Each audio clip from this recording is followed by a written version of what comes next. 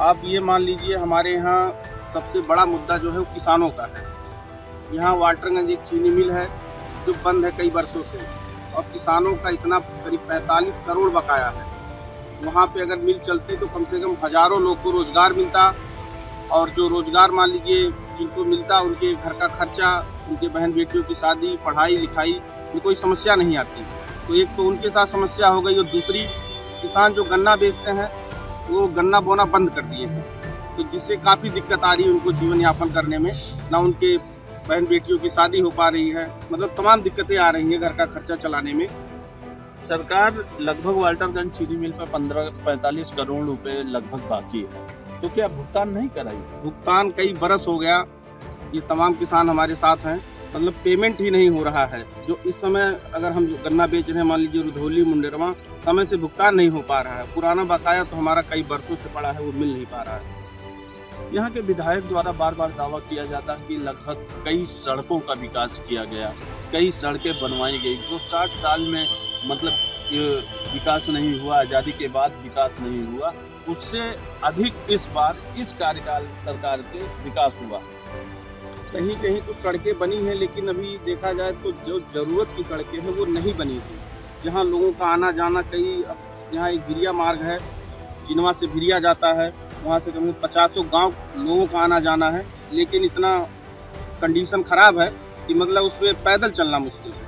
2022 विधानसभा का चुनाव चल रहा है, इस समय चुनावी मुद्दे क्या हैं? चुनावी मुद्दा तो मेन महंगाई है। किसानों की समस्या इतनी है कि मतलब पूछिए मत। मेन मुद्दा किसानों का ही है। अभी खेतों में आप देख लीजिए कितने सांड घूम रहे हैं कि फसल बड़ी मुश्किल से होता है।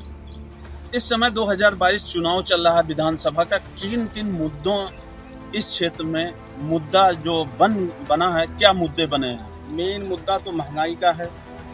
जैसे महंगाई में आप देख लीजिए पेट्रोल, डीजल, गैस सिलेंडर, खाद्य पदार्थ, मतलब बिल्डिंग मटेरियल से संबंधित, जैसे सरिया हो गया, सरिया 4000 रुपये कुंतल था, इस समय आपका हो गया है करीब मान के चलिए 6800 रुपये कुंतल हो गया है। तो मतलब कहीं ना कहीं महंगाई इतना हो गया है कि लोगों को मतलब जीवन यापन करने में काफ़ी समस्या आ रही है।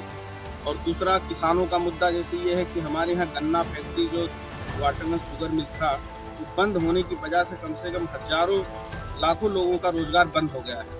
किसानों की आय तो इतनी कम हो गई है कि मतलब काफ़ी दिक्कतें आ रही हैं उनको बहन बेटियों की शादी करने में, पढ़ाई करने में, घर का खर्चा चलाने में।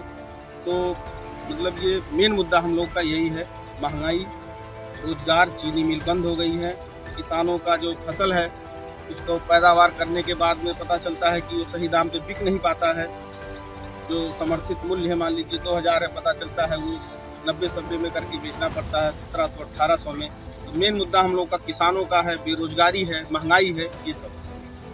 क्या इस बार यहाँ 2022 चुनाव चल रहा है, किसका परचम लहराएगा? देखिए, महंगाई ये सरकार रोक नहीं पाई है, तो लोगों का समाजवादी के प्रति लोगों का झुकाव है कि एक बार इनको भी मौका दिया जाए, क्योंकि इनकी जो कुछ संकल्प पत्र की जो योजनाएं हैं, जैसे 18,000 रुपये वृद्धा पेंशन है साल का, केजी से लेकर पीजी तक शिक्षा मुफ्त है, और बिजली 300 यूनिट फ्री है। किसानों का जो सिंचाई का है मान लीजिए उसका बिजली फ्री है। तो इन सब मुद्दों पे लोग समाजवादी पार्टी के प्रति इनका झुकाव है। 2022 चुनाव चल रहा है, इस समय सभी राजनीतिक दल जाति धर्म पर वोट मांग रहे हैं। जाति धर्म पे तो वोट नहीं मिलता है।